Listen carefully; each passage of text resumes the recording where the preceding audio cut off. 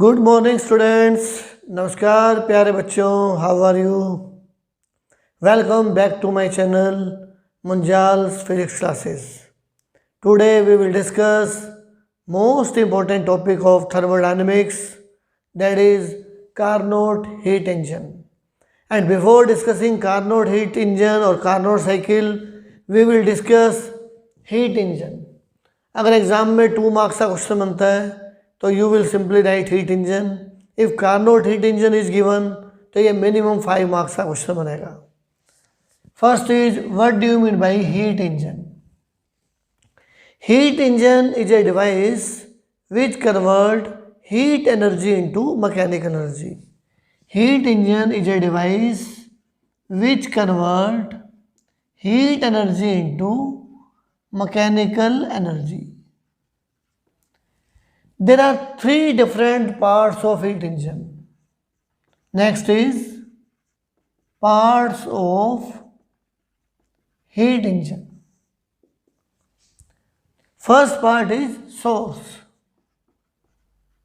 Source is kept at high temperature. Second is sink, which is kept at low temperature T2. This is kept at temperature T1. This is kept as temperature T2. And third is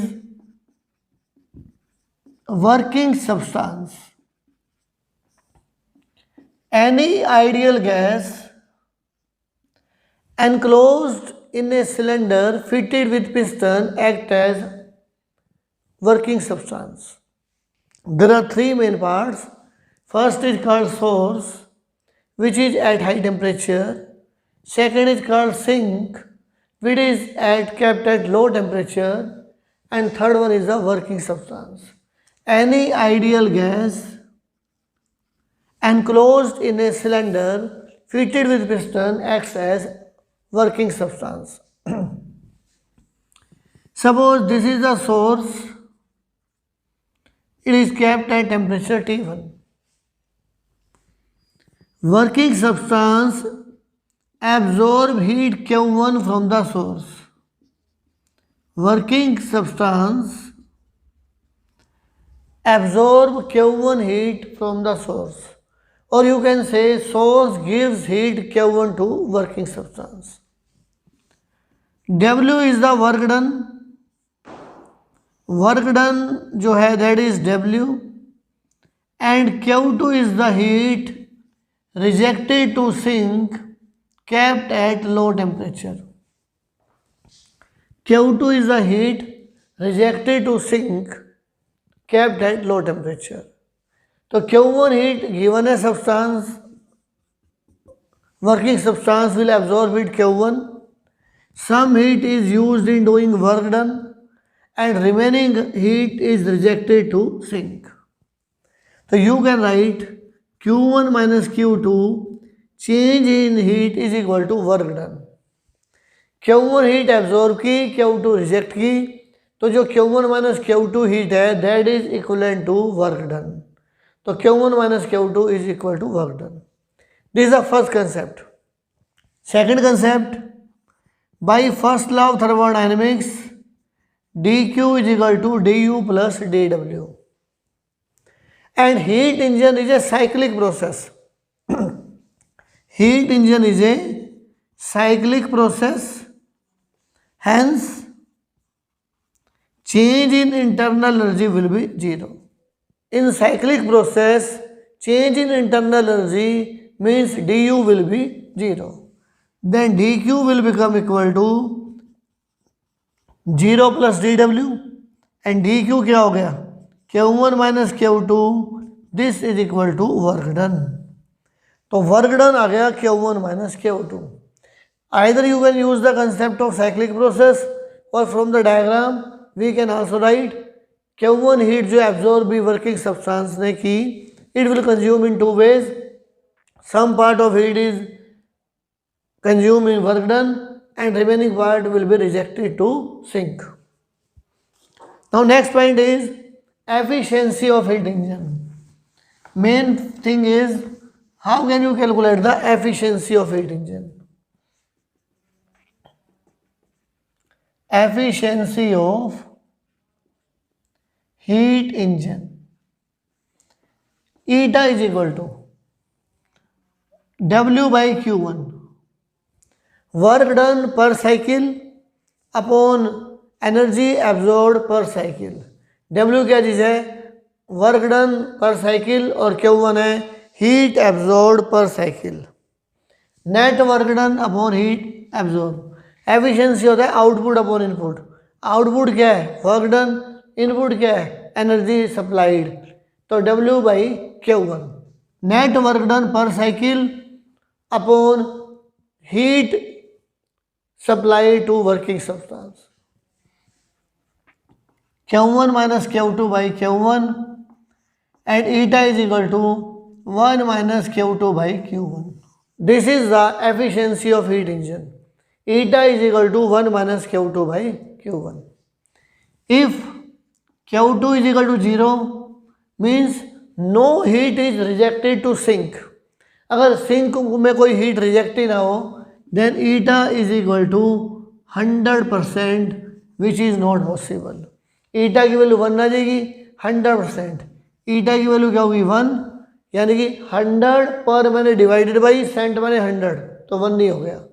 तो 100% efficiency जो है that is never possible. तो efficiency of heat engine never be 100%. Efficiency is 100% if no heat is rejected to sink, which is not possible. Some heat must be given to sink. तो इसलिए 100% efficiency जो है वो possible. Next topic is Carnot heat engine और Carnot cycle. तो ये जो heat engine है ये काफ़ी डिटेल में आएगा.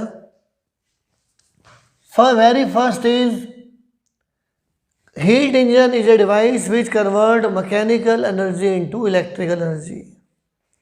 Now parts of heat engine.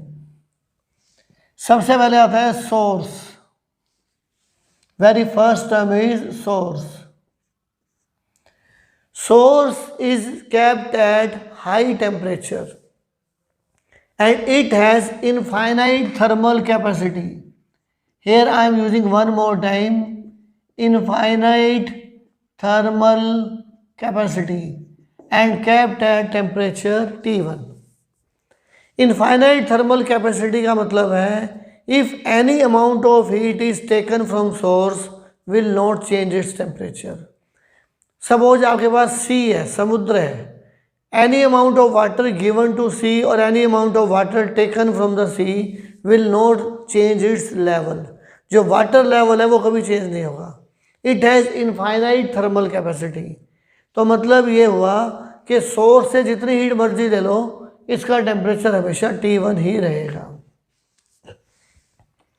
Second is sink. Sink is kept at low temperature T2 and has again infinite thermal capacity.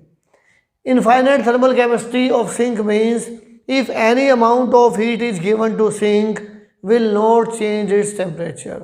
आप जितनी हीट मर्जी दे दो सिंक पे इसका टेम्परेचर हमेशा T2 ही रहेगा. Third is insulating pad. Insulating pad क्या है? It is just a platform, insulating platform. And fourth is working substance. The most important is what is working substance. Working substance क्या होता है? Any ideal gas enclosed in a cylinder fitted with piston act as working substance. For example, this is the working substance. ये जो double wall है these are the adiabatic walls और जो single wall है that is called diathermic walls. This is working substance. Working substance. Any perfect gas, any ideal gas act as working substance. Now first is source. This is source. All walls are conducting and any amount of heat taken from the source will not change its temperature. And this is insulating pad. it is made up of insulator, and next is sink. Sink means this is sink kept at temperature T2. या सारी single wall कर दो, ये like this is sink. Sink is kept at low temperature T2, source is kept at high temperature T1, and this one is called insulating pad. This is insulating pad. Clear? तो सबसे पहले आता है parts of heat engine. There are mainly 4 parts: source, sink, insulating pad and working substance. यहाँ मैंने बना दिया working substance, any ideal gas enclosed in this cylinder fitted with piston. T1 source है, ये insulating pad है, T2 sink है. Clear? एक मुझे और बताना है आपको PV diagram, pressure volume diagram, graph भी बनाना है मुझे. एक अगर आपको ध्यान हो, एक कंसेप्ट बताया था मैंने, area under the graph. Area under the graph होता है y और x वाली क्वांटिटी को मल्टीप्लाई कर दो, p इंटू वी, और प्रेशर इंटू वॉल्यूम होता है वर्क डन. तो एक कंसेप्ट ये भी है, area under P V graph is equal to work done. Area under pressure volume graph is equal to work done. तो वर्क डन किसके इक्वल होता है? P इंटू वी के इक्वल होता है. कैसे? वर्क डन का फॉर्मूला पड़ा है फोर्स इंटू डिस्टेंस और डिस्प्लेसमेंट, ए से मल्टीप्लाई और ए से divide. Force upon area that is called pressure, length into area of cross section that is called volume. तो वर्क डन का फॉर्मूला बन गया प्रेशर इंटू वॉल्यूम. तो ये कंसेप्ट है जो आपको आना चाहिए, that is area under PV graph is equal to work done. तो कार्नोट हीट इंजन में 4 प्रोसेस हैं. सबसे पहले आता है isothermal expansion. The first process is isothermal expansion. Second process is adiabatic expansion. Third process is isothermal compression, and fourth is adiabatic compression.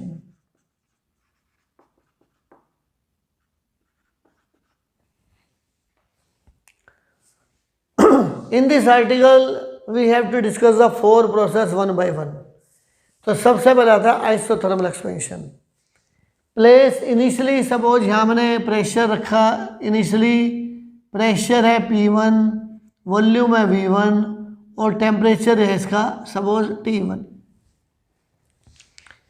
जो working substance है, initially pressure P1, volume V1 and temperature T1. Place working substance on source. सबसे पहले क्या करना है? Place working substance on source. Suppose initially क्या है, point A है, प्रेशर है P1, वॉल्यूम है V1 और टेम्परेचर है T1. अगर मैं प्रेशर को थोड़ा कम कर दूं, प्रेशर को रिड्यूस करूंगा, तो गैस क्या करेगी? एक्सपैंड करेगी. और गैस एक्सपैंड करेगी तो टेम्परेचर कम होना चाहिए. बट वर्किंग सब्सटेंस सोर्स के ऊपर रखा हुआ है, तो सोर्स इसको हीट सप्लाई कर देगा and temperature of the working substance will remain T1. If pressure is reduced from P1 to P2, then volume increase from V1 to V2, क्योंकि एक्सपेंशन है, वॉल्यूम इंक्रीज होगा, but temperature will remain T1 because this is the isothermal process, hence temperature will not change, temperature will remain T1. तो graph बनेगा like this. This is point A, pressure P1, volume V1 and temperature T1. ये point है. जैसे मैं नीचे आया तो pressure reduce किया, वॉल्यूम क्या हो रहा है? इंक्रीज हो रहा है. तो यहाँ पे क्या हुआ? B point, pressure is P2, volume is V2 and temperature will remain T1. And this is the graph for isothermal expansion. अब अगर आपको ध्यान हो, हमने पढ़ा था work done in isothermal expansion. In this process by first law of thermodynamics dq is equal to du plus dw। क्योंकि process isothermal है तो du विल बी 0। तो यहाँ क्या बन गया, dq is equal to dw।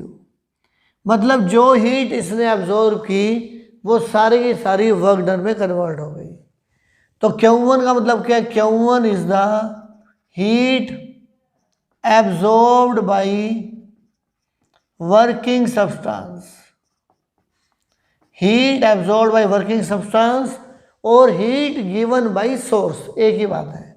और you may write heat given by source, then Q1 is equal to W1। dq dw के इक्वल है। तो जो हीट एब्जॉर्ब की वो इंटरनल एनर्जी तो इंक्रीज नहीं कर रही, इसकी वर्क डन ही कर रही है। And work done in isothermal process, ये हमें याद होना चाहिए, लास्ट आर्टिकल में डिस्कस किया था 2.303 RT1 log V2 by V1। This is the work done in isothermal process and this is equal to area under the graph A B. तो मुझे एरिया अंडर द ग्राफ भी लेके चलना है और फॉर्मूला से भी करना है। तो ए बी के अंडर एरिया कौन सा बनता है, ये A B B1 A1। This is equal to area A B B1 A1। This is the first process that is isothermal expansion. तो आइसोथर्मल एक्सपेंशन में मुझे इतना सब कुछ डिस्कस करना था, तो ऐसे ही मैं बाकी प्रोसेस में डिस्कस करूँगा। तो once again I am telling you, first of all put working substance on source. Working substance को अपने सोर्स पर रखा, इसका टेम्परेचर T1 है, इसका भी क्या हो गया, T1 हो गया। अब मैंने प्रेशर कम करना शुरू किया, जैसे मैं प्रेशर को कम करूँगा वॉल्यूम क्या होगा, इंक्रीज हो जाएगा। वॉल्यूम इंक्रीज होगा तो टेम्परेचर को कम होना चाहिए था, but due to this source temperature will remain T1 and Q1 is the heat supplied by the source to working substance और heat absorb by working substance from source. तो Q1 इसने heat absorb की तो temperature रहेगा इसका हमेशा T1। तो क्योंकि ये cycle, because it is the isothermal process और आइसोथर्मल में du की वैल्यू होगी 0, तो dq बन जाएगा dw के इक्वल। मतलब जो हीट मैंने सप्लाई की वो सारी की सारी वर्क डन में कन्वर्ट हो गई। Q1 is equal to W1 and work done in isothermal process होता है 2.303 RT1 log V2 by V1। और इसका एक और कंसेप्ट है एरिया अंडर PV ग्राफ। तो ग्राफ है ए बी के अंडर एरिया है AB B1 A1। This is equation number 1। Second is adiabatic expansion. Next is adiabatic expansion. Now place working substance on sink.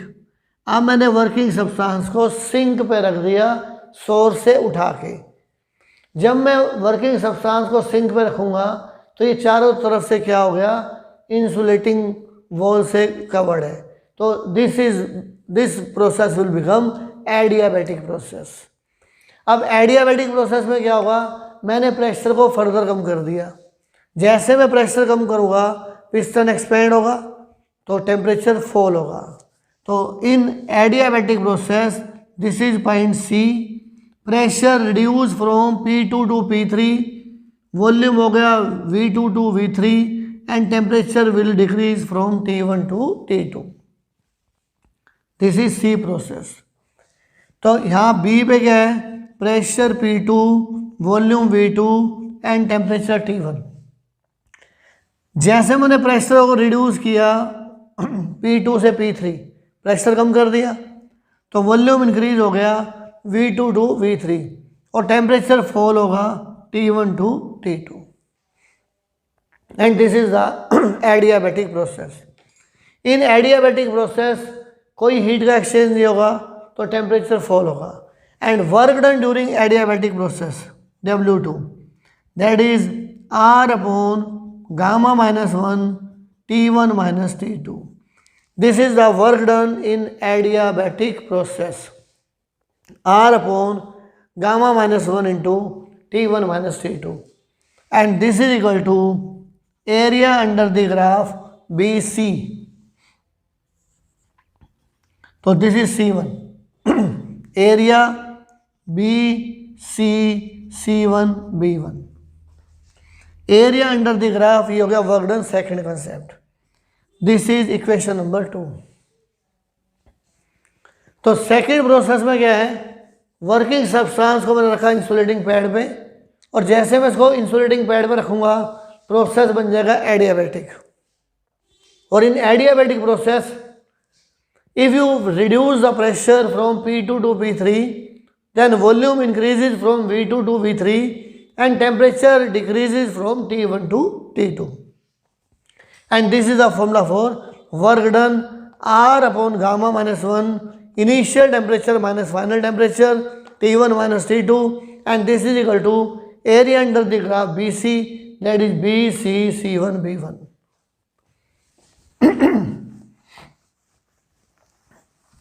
Now there is third process. Third is isothermal compression. Isothermal compression.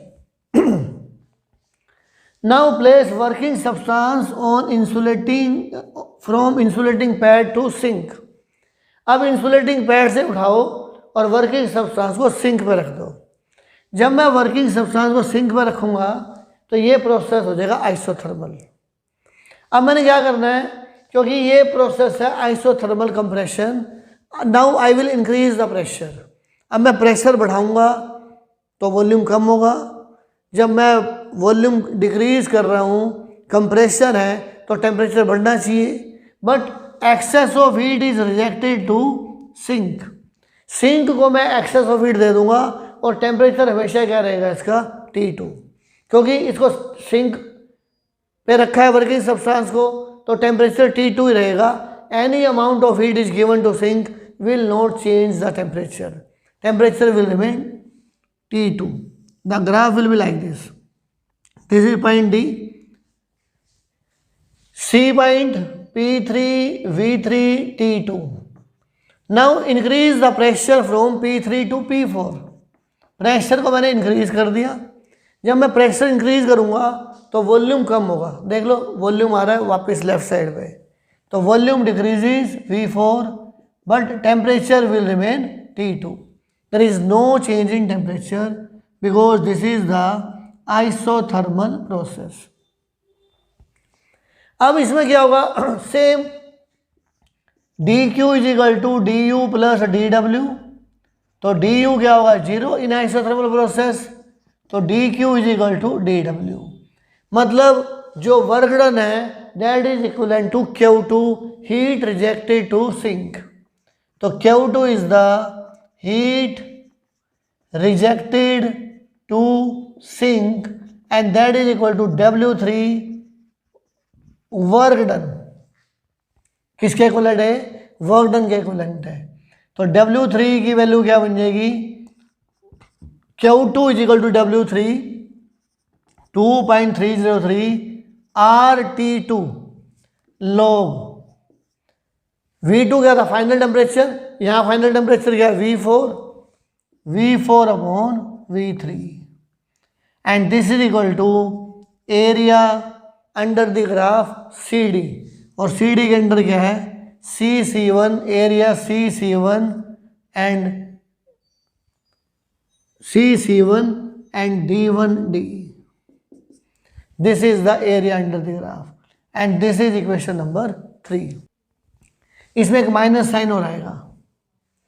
This negative sign क्या show करेगा, negative sign shows that volume decreases. जो volume क्या है वो decrease हो रहा है इसमें, एंड ये कोई कंप्रेशन है, पहले वाला था एक्सपेंशन पे, तो due to compression volume decreases. तो यहाँ पे एक साइन आएगा वर्क डन का, that is minus 2.303 RT2 log V4/V3. ये ध्यान रखना minus sign. Adiabatic compression. In adiabatic compression, now put the working substance on insulating pad again. अब मैंने वर्किंग सब्सटेंस को वापस यहाँ रखा तो ये प्रोसेस एडियाबैटिक हो गया। अब मैंने प्रेशर को इंक्रीज किया P4 से P1, वॉल्यूम फिर डिक्रीज हो गया V4 से V1 और टेम्परेचर इंक्रीज हो गया फ्रॉम T2 टू T1। तो ये डी पॉइंट है P4 V4 T2।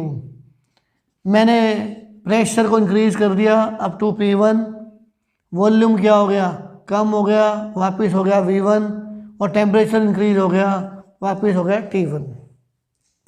Then W4 work done in adiabatic compression, minus sign compression की वजह से है, R upon gamma -1 T2 minus T1। वहाँ था T1 माइनस T2, यहाँ है T2 minus T1। Initial temperature T2, final temperature T1 and this is equal to R upon gamma -1 T1 minus T2 and this is equal to area under the graph DA, that is D1 A1A। तो area under the graph AD या DA, ये area आ जाएगा W4, that is called W4। तो यहाँ से हमने 4 work done निकाल दिए, 2 in adiabatic and 2 in isothermal process. तो ये 4 वर्क डन निकाल दिए। अब निकाला net work done. Net work done is equal to W1 plus W1 plus W2। This is work done by the gas minus W3 plus W4 and this is the work done on the gas. तो ये जो थे work done by the gas थे expansion में, और compression में क्या था work done on the gas.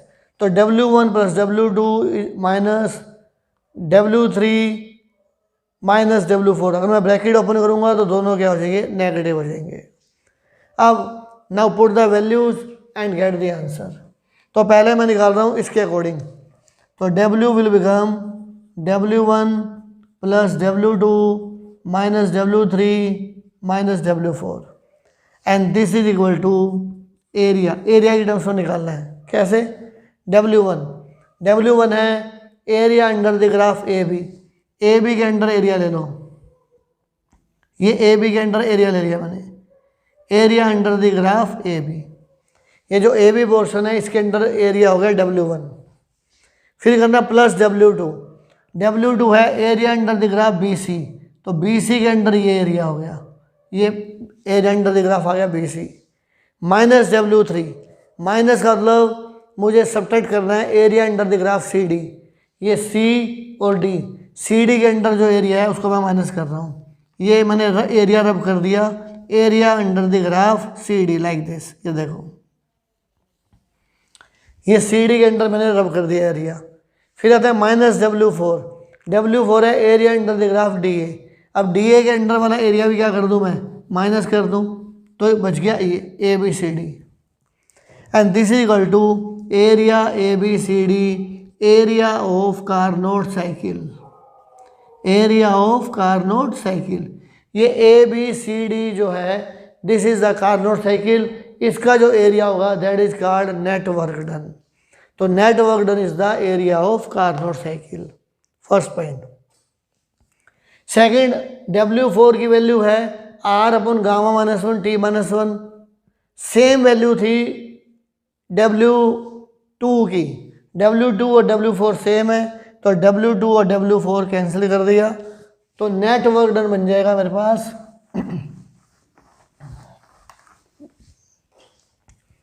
Net work done बन जाएगा W is equal to W1 minus W3 and that is Q1 minus Q2। आप इसे देखोगे तो जो W1 था वो Q1 के इक्वल था और W3 जो था वो Q2 के इक्वल था।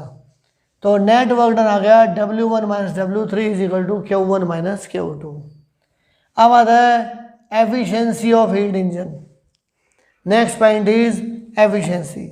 तो वर्क डन के 2 फार्मूले बन गए, एक तो है एरिया ऑफ कार्नोट साइकिल और दूसरा वर्क डन बना Q1 minus Q2 and that is W minus W3।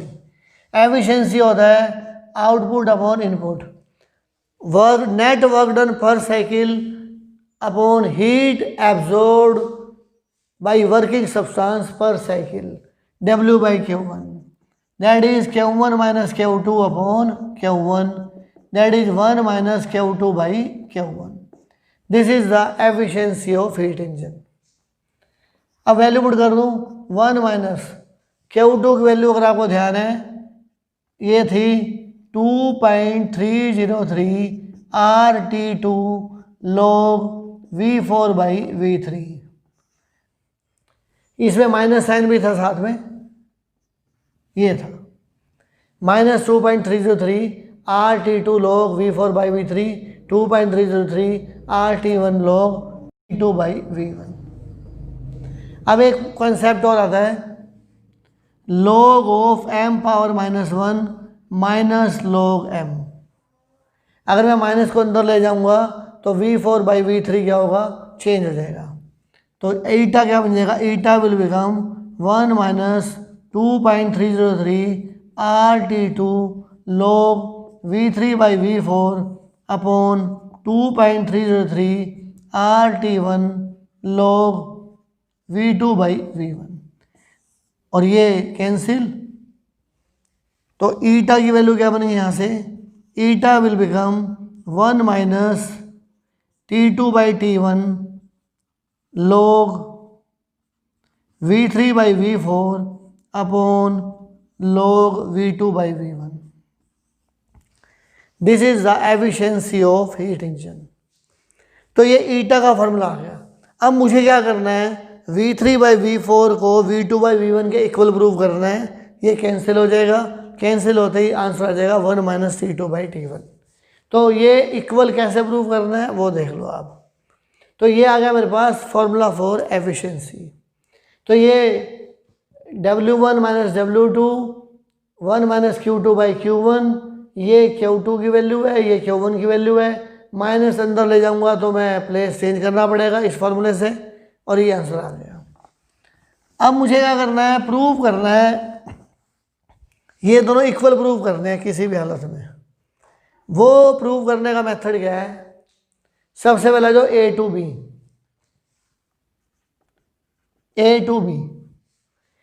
Be process कौन सा है, आइसोथर्मल प्रोसेस. और आइसोथर्मल प्रोसेस की कंडीशन है PV is equal to constant, A to B P1 V1 is equal to P2 V2, P1 V1 is equal to P2 V2. फिर है B2C process कौन सा है, एडियाबैटिक प्रोसेस है, और एडियाबैटिक प्रोसेस में होता है PV gamma is equal to constant. तो एडियाबैटिक में आ जाएगा P2 V2 gamma is equal to P3 V3 gamma.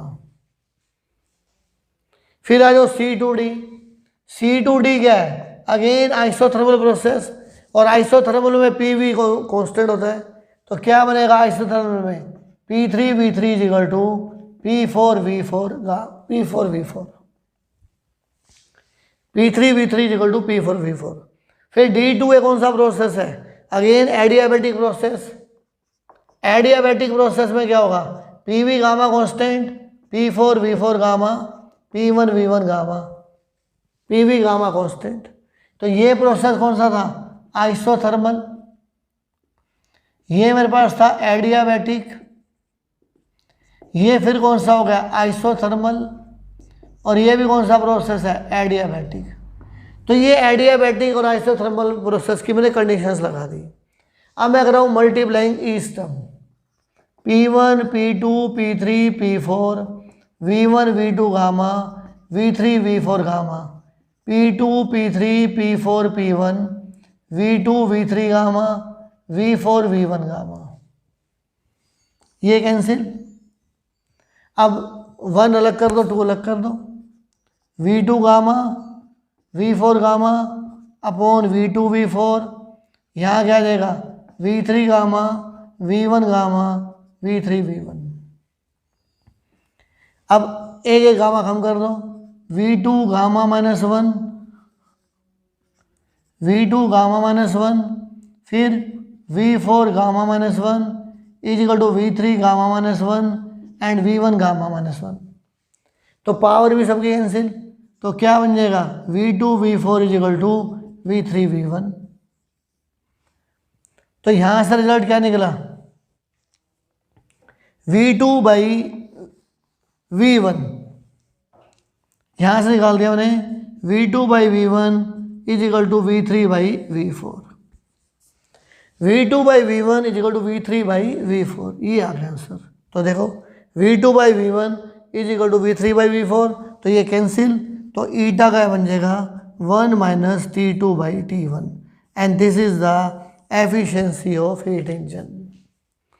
तो ये हीट इंजन की एफिशिएंसी आ गई।